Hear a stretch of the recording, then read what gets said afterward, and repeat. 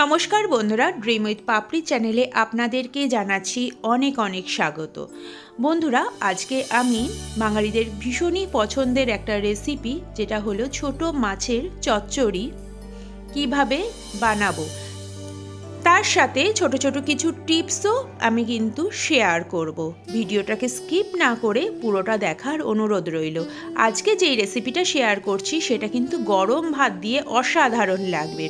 আজকে আমি বানাচ্ছি কোকিলা মাছ, মানে বগা মাছ, অথবা আপনারা জানি না এই মাছের আর কি নাম নেন।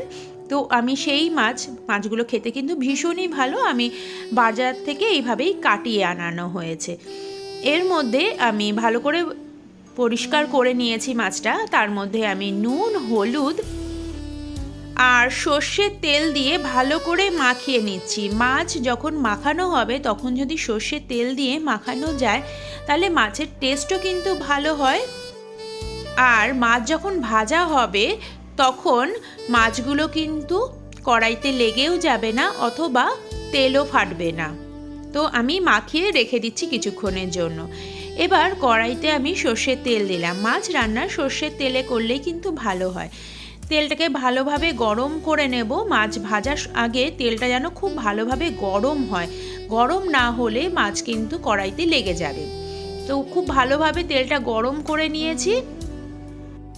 আর গ্যাসের ফ্লেমটাকে মিডিয়ামে রেখে মাছগুলোকে উল্টে পাল্টে ভেজে নেব। ভালো করে লাল লাল করে ভেজে নিচ্ছি। মাছগুলো উল্টে পাল্টে নিচ্ছি। এই পিঠ ভাজা হয়ে গেছে, উল্টো পিঠটাও ভালো করে ভেজে নেব। গ্যাসের ফ্লেমটাকে মিডিয়ামে রাখবো, একদম হাই রাখবো না, তাহলে মাছগুলো কিন্তু ভিতর থেকে কাঁচা থাকবে আর উপরে কিন্তু বেশি ভাজা হয়ে যাবে। তো মাছগুলো খুব বেশি যদি কড়া ভাজি, মাছের টেস্ট কিন্তু ভালো থাকে না, আর কোনো গ্রেভিতে দিলেও সেখানে কিন্তু টেস্ট হবে না। তো আমি মাছগুলো ভাজা হয়ে গেছে, এবার মাছগুলো তুলে নিচ্ছি। বন্ধুরা, বুঝতেই পারছেন মাছগুলো কিন্তু একটুও কড়াইতে লাগেনি, খুব সুন্দর মতন ভাজা হয়ে গেছে। মাছগুলোকে তুলে আমি আলাদা করে নিচ্ছি। এবার ওই তেলের মধ্যেই আমি কালো জিরেটা একটু হাতে ঘষে আমি দিয়ে দিলাম। এর মধ্যে লম্বা লম্বা করে কেটে রাখা আলু দিলাম। বন্ধুরা, মাছের সবজি সবসময় মনে রাখবেন, মাছের সাইজ যেরকম ঠিক সেই রকম করেই সবজিগুলো কিন্তু কাটতে হয়। মাছগুলো যেহেতু একটু লম্বা আর সরু, আমি আলুগুলোকেও কিন্তু সেইভাবে কেটেছি। এর মধ্যে নুন আর হলুদ দিয়ে গ্যাসের ফ্লেমটাকে লো রেখে ঢাকা দিয়ে এটাকে ভাজতে দেবো। কিছুক্ষণ ভাজা হয়ে যাওয়ার পরে নাড়াচাড়া করে এখানে আমি দিয়ে দিচ্ছি বেগুন। বেগুনগুলোকেও কিন্তু আমি সেইভাবেই কেটেছি, একটু লম্বা আর সরু সরু করে কেটে নিয়েছি। কেটে এইভাবে বেগুনগুলোকে ঢাকা দিয়ে আবার কিছুক্ষণ ভাজবো। এবার সবজিগুলোকে একটু গ্যাসের ফ্লেমটাকে বাড়িয়ে নিয়ে ভালো করে নাড়াচাড়া করে আমি ভাজতে থাকবো। সবজিগুলো বেশ ভালো মতন ভাজা হয়ে গেছে যখন, তখন আমি দিয়ে দিলাম টমেটো কুচি আর লঙ্কা কুচি দিয়ে এটাকে গ্যাসের ফ্লেমটাকে মিডিয়ামে রেখে ভালো মতন ভাজবো, যাতে টমেটোটা বেশ ভালোভাবে নরম হয়ে যায়। ভালো করে নাড়াচাড়া করতে করতেই দেখা যাচ্ছে যে টমেটোটা কিন্তু বেশ ভালোভাবে নরম হয়ে গেছে।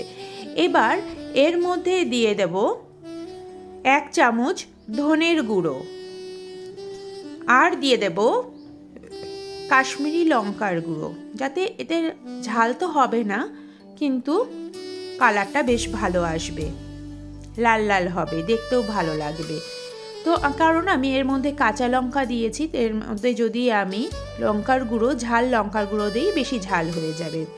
এর মধ্যে দিয়ে দিলাম সামান্য একটু জল, কারণ এই রান্নাটা খুব বেশি ঝোল হলে কিন্তু ভালো লাগবে না। সামান্য একটু জল দিলাম। খুব যখন ভালো মতন ফুটে যাবে মাছগুলো এর মধ্যে দিয়ে দেব। মাছগুলো দিয়ে গ্যাসের ফ্লেমটাকে বাড়িয়ে রেখে কিছুক্ষণ আমি এটাকে ফুটিয়ে নেব, যাতে মাছের মধ্যে গ্রেভির কিছু অংশ ভিতরে ঢোকে। 2 থেকে 3 মিনিট খুব ভালোভাবে ফুটিয়ে নেব। ফোটানোর পরে এটাকে গ্যাসের ফ্লেমটাকে এবার কমিয়ে নেব। কমিয়ে এবার উপর থেকেই দিয়ে দিচ্ছি ধনে পাতা। ব্যাস, আমার রান্নাটা কিন্তু একদম কমপ্লিট হয়ে গেছে। গরম গরম ভাত দিয়ে অসাধারণ লাগবে।